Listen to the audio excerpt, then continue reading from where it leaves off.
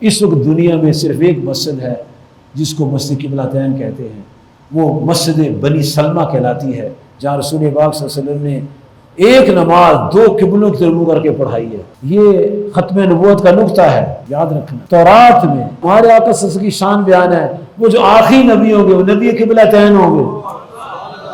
نبی قبلتین یہ تورات شریف میں ہے، ہمارے نبی قبلتین علیہ السلام وہ قبلتین ہو گئے، اب کوئی نبی نہیں آئے گا، نہ کوئی نبی قبلتین ہوگا۔ اب سب نے ادھر ہی منہ کر کے نماز پڑھنی ہے۔